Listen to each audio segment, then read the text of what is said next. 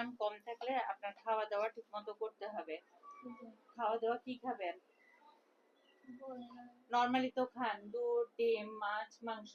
মাছ কয় পিস খান?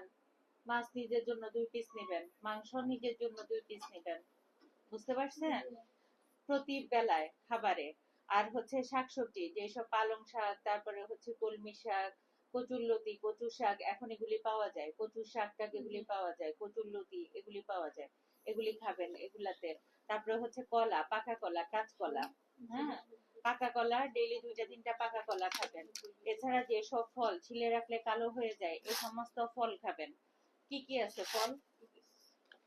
আনার আছে, আপেল আছে। হ্যাঁ, কতক্ষণ ভিজায় রাখবেন? ফলগুলা বাজার থেকে এনে ঘন্টাখানিক ভিজায় রাখবেন। ভিজায় রেখে তারপরে উঠায় একটা ঝুড়িতে রেখে দিবেন। ওখান থেকে নিয়ে একটা একটা করে খাবেন। ডেইলি একটা একরকম 2 রকম ফল খাবেন। আর ডেইলি কাঁচা কলা খাইতে চেষ্টা করবেন তরকারির সাথে। পাকা কলা নরমালি খাবেন। ডেইলি 2টা 3টা কলা খাবেন। আর কাঁচা কলা খাইলে ওটার সাথে একটু লেবু চিপে নিবেন।